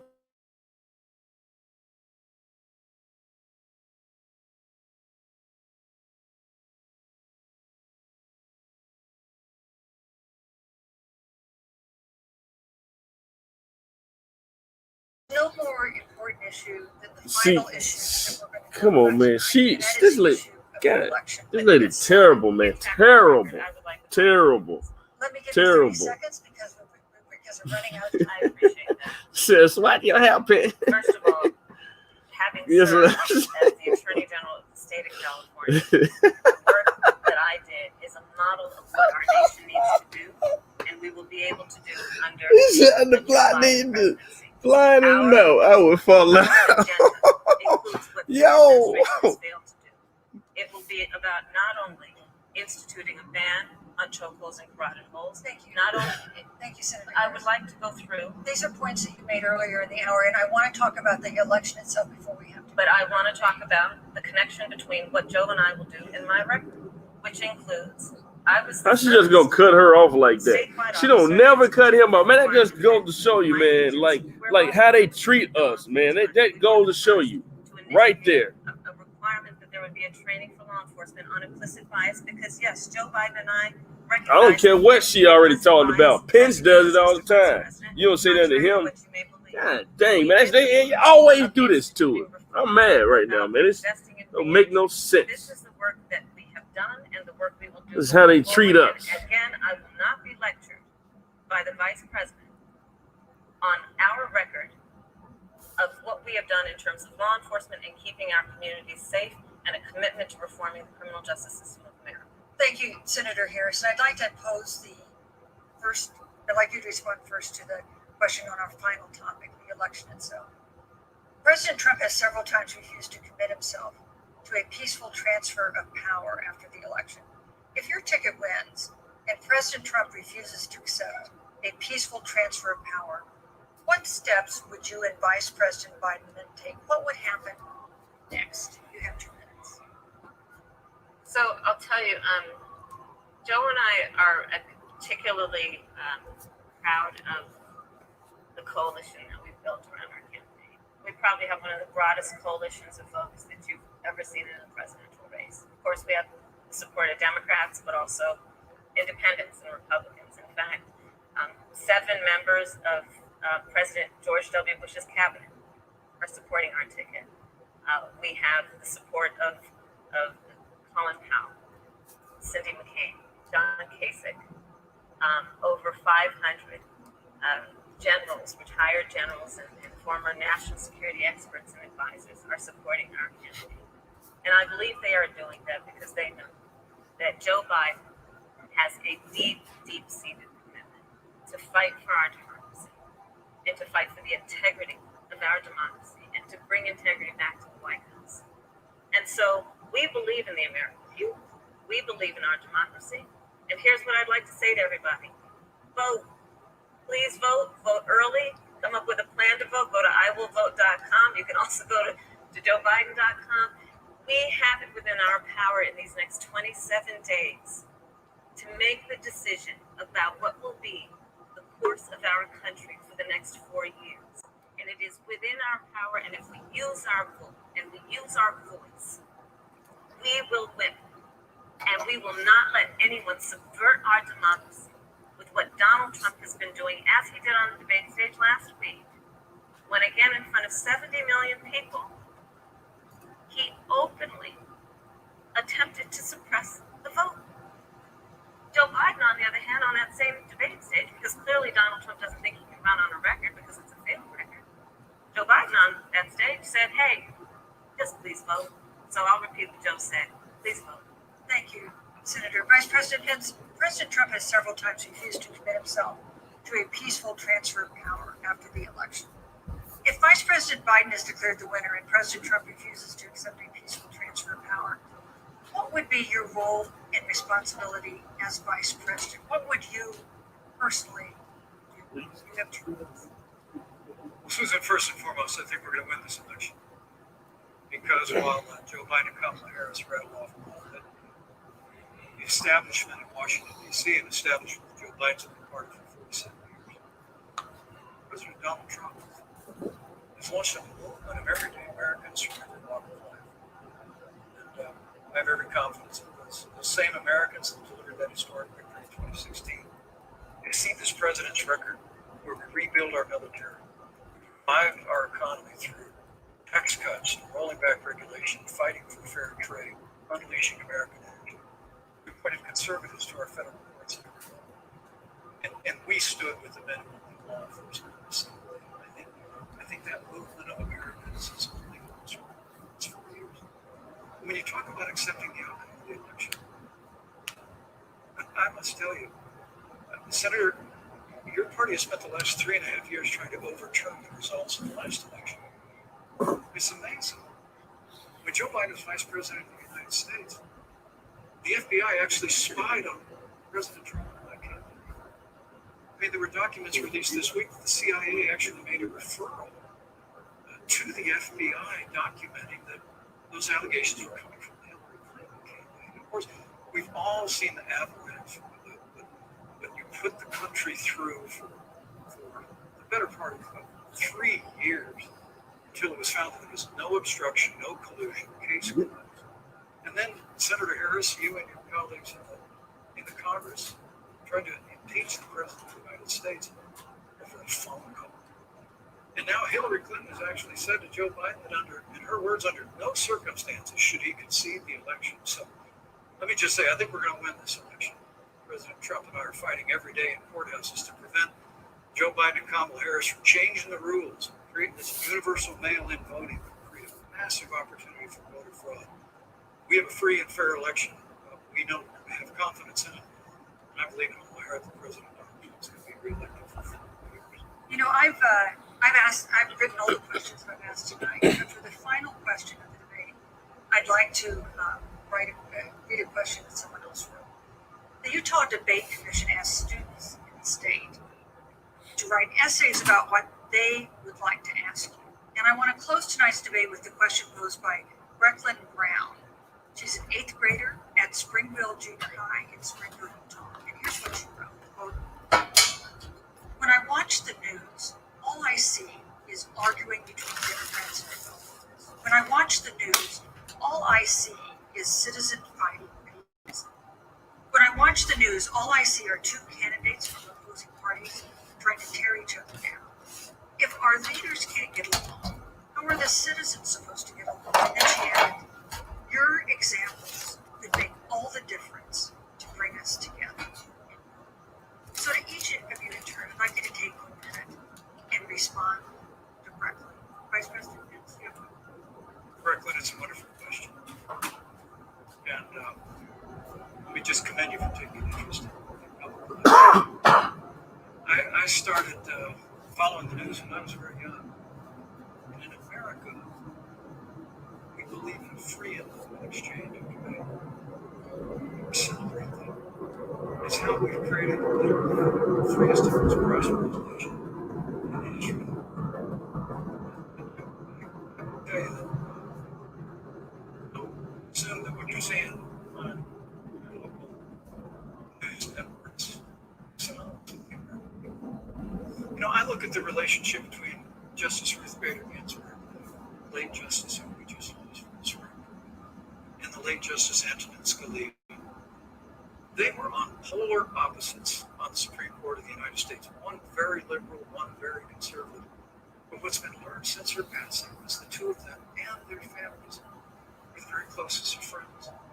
And here in America, we can disagree. We can debate vigorously, as Senator Harris and I have on this stage tonight. But when the debate is over, we come together as Americans. And that's what people do in big cities and small towns all across this country. So I just want to encourage you, Rick. I want to tell you that we're going to work every day to have government as good as our people.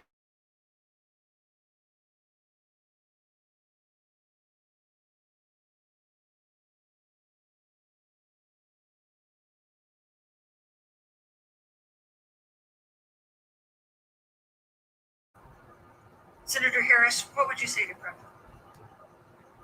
First of all, I love hearing from our young leaders. And when I hear her words, when I hear your words, Brecklin, I know our future is bright because it is that perspective on who we are and who we should be.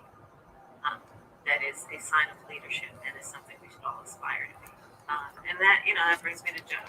Joe Biden, one of the reasons that Joe decided to run for president is after Charlottesville, which we talked about earlier. It so troubled him and upset him, like it did all of us, that there was that kind of hate and division. What propelled Joe to run for president was to see that over the course of the last 4 years, what Brecklin described has been happening. Joe has a long-standing reputation of working across the aisle, working in a bipartisan way. And that's what he's going to do as president. Joe Biden has a history of lifting people up and fighting for their dignity. I mean, you have to know Joe's story to know that Joe has known pain. He has known suffering.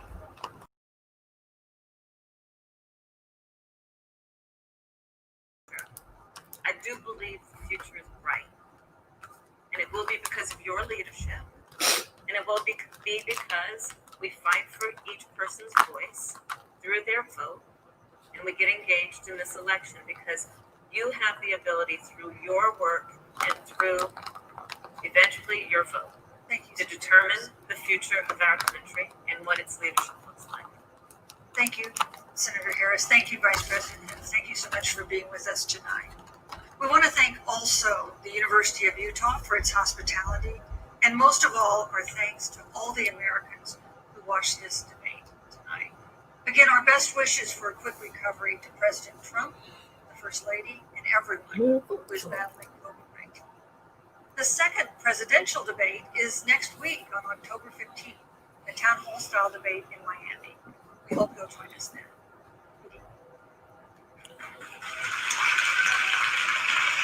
All right, everybody. So that was the vice presidential debate by Senator Kamala Harris and Vice President Mike Pence. And so we're going to do a review of the vice presidential debate. It is me, Los, and Murderham.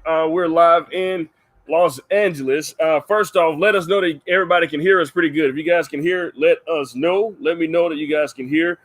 We've switched up the view, if you guys can tell, so that we can make sure that everybody can be able to see for this post-debate review. So Murderham, you got a chance to check out first off, what's good, man? It's today is what is it? It's Wednesday. Okay. Yeah. We've been in LA since Saturday. How has it been so far, man? It's been a lot of activity, a lot of action, man, and little sleep. Yes, very little sleep. Very little sleep. All right, so you got a chance to see the debate tonight. What was your initial reaction as it pertains to what they actually the performance really that they did tonight? What was your initial reaction behind tonight's debate? I mean, you see what I'm doing now. I feel like I need to smoke and decompress from this whole situation because honestly, it's weird in these times. Yeah. Because considering the times, there should be way more unison and camaraderie than there is right now. And there's like no camaraderie, period. It seems like it's if this side wins, we're going to war. If this side wins, we're going to war. You know? So, I mean, instead of everybody focusing on America becoming a better America, everybody's pretty much trying to tear America down. It's kind of like the whole mentality. If I can't be the captain, then I'm going to sink the ship. I'm going to sink the ship. And that's exactly what Donald Trump thinks about all this stuff. What are your thoughts? What are your comments? What are your questions? If you have any questions about tonight's debate, we have one question from Deja. She said, Carlos, do you think Trump will transfer his power if he loses the election? Well, Deja, so I don't think so. And it kind of gets extremely complex because there's a lot of variables that play into it. Okay, so for instance, all right, let's look at this. All right, on the inauguration day, okay, there's a split second where the transfer of power happens, okay? And the transfer of power is generally easy, is at the inauguration, and the former president is there, and the new president is there, and then the vice president is sworn in, and the new president is sworn in, and the previous president transfers the power, okay? Now, in the case, so there's a split second when the former president is he's not there. He's actually leaving the plane at the White House and all that kind of stuff. There's a split second where the president is no longer the president until the new president has been confirmed. Okay. And so until the new president has been confirmed, okay, until a new president is confirmed, there's a time where there's no president. Now, what will happen and what is a likely scenario that could play out in that case? Okay. So if Trump does not want to leave the White House necessarily, and he still believes that if, let's say, Joe Biden wins the election, okay, and Trump refuses to leave, all right, so before Joe Biden is actually inaugurated in, Donald Trump is still no longer the president or the commander-in-chief, okay? Then what happens? So then that's when the military gets involved, okay? And that's why we have what is called the Joint Chiefs of Staff. Okay, the Joint Chief of Staff is comprised of two different chiefs, okay, of that make it up, and also their admirals, their lieutenants, everybody else under them, okay. But those two, so in the case is the Joint Chiefs of Staff chairman will then become the acting commander-in-chief, okay, and as the acting commander-in-chief, he will then be able to remove the president, because the only people that has the willpower unauthorized to arrest a sitting president is the United States military. Okay, do note that. So the military is the only people that has the ability to actually, all right, the military don't need to have a court to tell them they can do it. Okay, so the police may not be able to arrest the president, but if it all comes down to it, you all have watched these shows, okay? You watch these political shows. You've seen on these political shows and scenarios. Look at Scandal, for instance. There have been times where the U.S. military had to come get the president or whatever the case. That was real life. That it was a show, but it was meant to depict real life how the operations, okay? And so that is what will likely happen in a likely case, okay? So, but hopefully we don't have to get to that, because Donald Trump himself will leave office and there will be a peaceful transfer of power. Any other questions? Send us your questions, guys. Let us know what you all are thinking as it pertains to tonight's debate. What are your opinions about the debate? What did you think about it? I think Kamala, she was I think they cheated her most of the time, because she wasn't allowed to really answer the questions completely. And I think, or they shortened her time. We had someone to actually take in the time for us and was recording some of the time for the questions. And as it appeared, Joe Biden Pence oftentimes had anywhere from 20 to 30 seconds in addition to answer his questions over the time that Kamala Harris was allotted as well. So there's a lot with this. Murderham.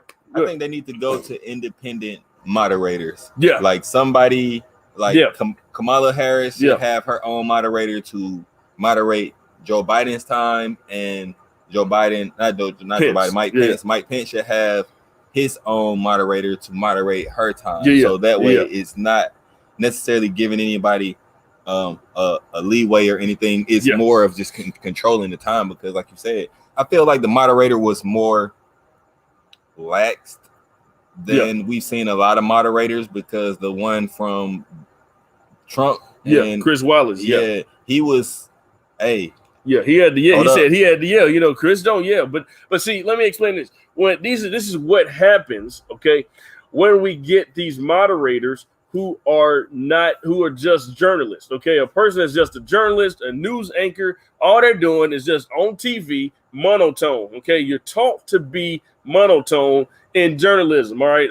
So they're taught to have this monotone attitude, and because of such, that is why these journalists and these reporters that they choose as moderators don't necessarily know how to handle situations where there's two people in a debate where they have stuff like this. So that is basically what's going on, everybody. So we appreciate you all for tuning in tonight to the vice presidential debate. It was a wild debate. Kamala Harris, in my opinion, I think that she won. Pence had to go back to different answers and answer questions that he had already answered, and before he ended up getting to the question that was asked of him in that moment. And I think that itself showed the lack of preparedness on Mike Pence's end. Kamala Harris, she was well prepared. She knew the topics. She was able to answer each question that was asked of her. And so as a result, I think it's very clear when people see, okay, this is the person that in the case of someone needing to step in with the president something happening to the president. All right, remember now, Joe Biden, like the moderator said, Joe Biden will be the oldest president in the history of the United States. Yep. Okay, he'll be 78 years old if he's elected as president. I don't really, and that goes to show just the structure of America. Yeah. To where now, don't get me wrong, Joe Biden is pretty progressive to be 78 years old. Yeah. Yeah. But just the commander in chief is going to be someone who possibly once said the N-word. Yeah. So I mean, it's a lot of times that's the case in people in positions of power. Yeah. You have to be a certain age, but even in maintaining that certain age group, you're kind of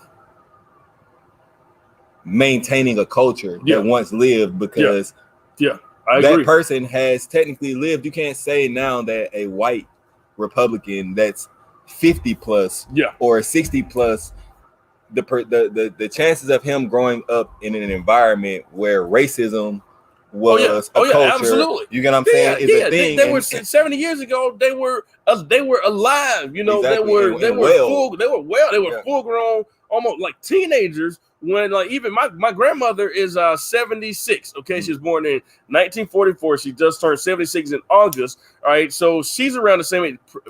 Trump, okay, is 74. All right, Trump is 74. Joe Biden is 78. So my grandmother, when the children's was a high schooler at Parker High School. So my grandmother was a high schooler at Parker High School when the children's march happened, when they put hose pipes and dogs on children. Just imagine that Trump and Joe Biden were both also teenagers at the exact same time. So what side were they on? Okay, as a teenager, what side were they on? And so that's a very, very valid point. And that's it. You got to look at that even when we're looking at Amy. What's your question? Amy said she has a question. What's your question? Deja said, I definitely think Harris won. Pence wasn't prepared and deflected and pointed fingers. That's correct. So with those things, like I was saying, it just goes to show why things are the way that they are and why it seems like it's so slow, or there's so much resistance in people being treated a certain way, like the meme we saw earlier that excuse my language, but if we say the F word in pertaining to homosexuals, it's don't say faggot, and then they're like, okay, we understand that. And then it's like Jewish people say a certain thing and it's like their understanding of that, but when we ask to not be referred to as the N-word or just to refrain from saying that to us, there's so much resistance in that. Oh, you say that in your music. Oh, you call each other that. But it even just across the board with Mexicans and the way that they refer to the Chinese people, and the way that Trump and his whole team refers to foreigners, it just shows that there's a lack of compassion, one. And now in the time of people dying and a pandemic, compassion is one thing that we need to see from the leaders of this country. And if they don't even have compassion, you can't expect the people of America to have compassion. And that's why we're at a standstill of people having understanding and people just not wanting to understand. Absolutely. And so Amy asks, she said her question is, what are your opinions on the blacks that say we are brainwashed and clueless and that are voting for Trump, that they are voting for Trump? So, all right. So Amy, look, take this out. All right. So basically, this is how I feel about politics, okay? So I think that politics is, it's a choice, all right? So there, you're given a choice. You got this side, that side. You also got other options that people aren't necessarily always aware of, but they do exist, third-party options, okay? Now, once before, in this country, all right, there are more than just a two-party system, okay? You had the Whig Party, the Federalist Party, okay, the Boston Tea Party, okay? All of those were political parties. The Dixiecrats, okay? All of those were political parties at one point in this country, okay? So, but now we have two options, all right? Democrat or Republican, Okay, or independent, like right? Was. Right, and so it's either Green Party, Libertarian, but those are other also independent forms of political parties. All right, now to answer the question, okay, as my opinions on the blacks that say they are brainwashed and clueless, that we are brainwashed and clueless. Okay, now I'm voting for after Ruth Bader Ginsburg died. I realized that hey, I got to vote for Joe Biden. Okay, we cannot have 4 more years of Donald Trump. It was then I was playing around with it. It's like, yo, I don't think I like either one of them. 4 years ago, I didn't vote for either one. I didn't vote for Hillary Clinton nor Donald Trump. Okay, matter of fact, I was the person that introduced Dr. Jill Stein, a presidential candidate, okay, in Birmingham when she came to Birmingham. All right, I supported her the first go round. All right, when it came for November 8th, I ended up that year, 4 years ago, I wrote in Bernie Sanders' name. All right, not gonna lie to you. All right, because I wasn't gonna vote for either one of them. This year, I can't make the same mistake.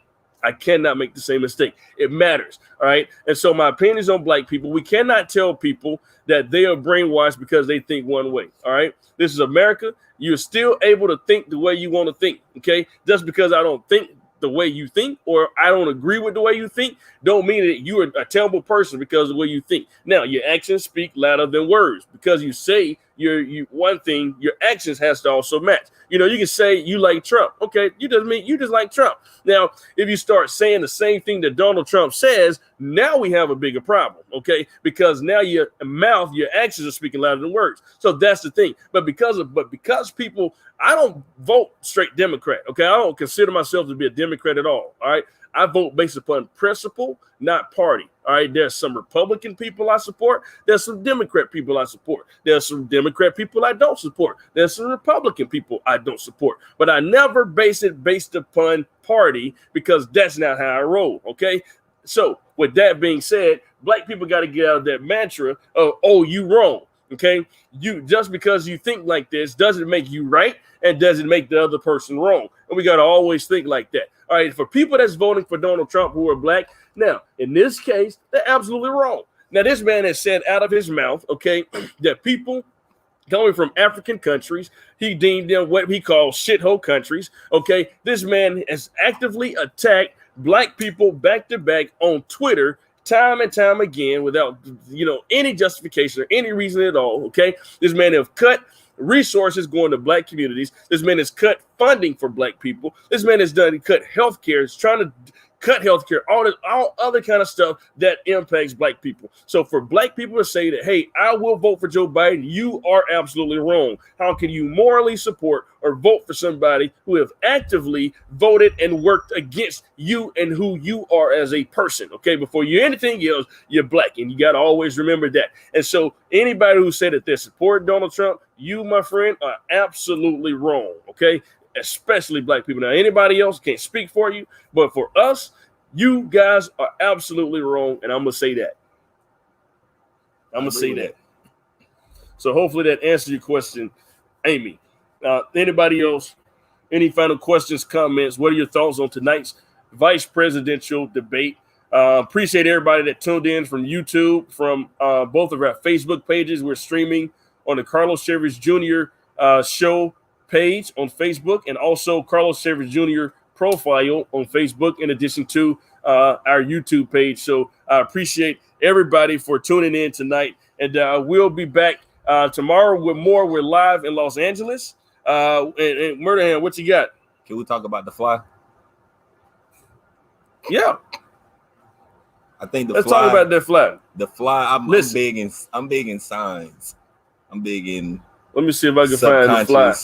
Let me see. Signals, and the fact that the fly landed on Mike Pence multiple times. See if it was like once flew away. It's already on the internet. Everybody's going crazy. It's already on the internet. Because flies are attracted to shit. And I mean, he was saying a lot of bullshit, and it just seems like the fly flew around for a while, and he was like, yeah, now it's time to make my entrance. So it was actually the highlight of the debate. I don't ever think we've ever had a fly in the debate. I don't think so either. These just looked like something off of Saturday Night Live or something. All right, everybody, you guys are about to see. For those that did not watch the debate tonight, I'm about to show you all the fly that was on. And you know the saying, if I could be a fly on the wall for that conversation. All right, here you go, everybody. Here is Mike Pence's fly, everybody. We are deeming this Mike Pence's fly. For those that cannot see, look at the top of his head.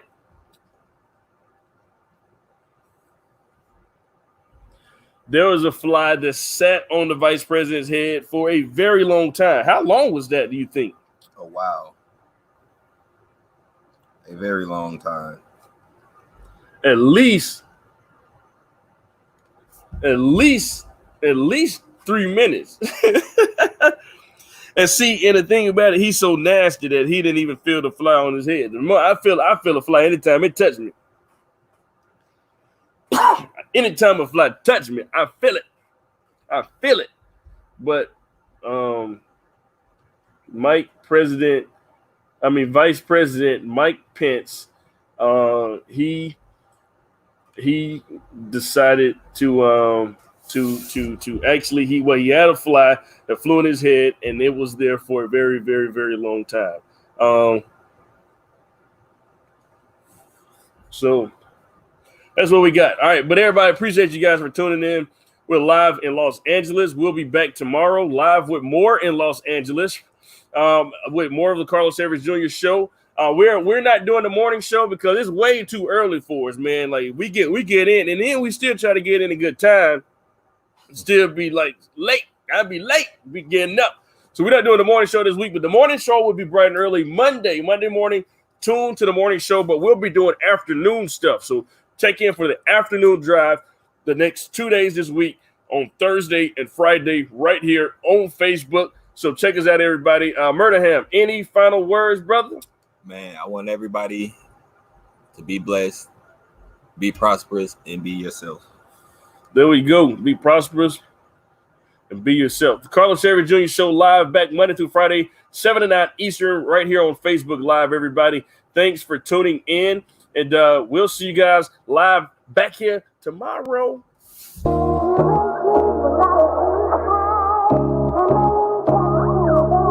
It's the Carlos Evers Show.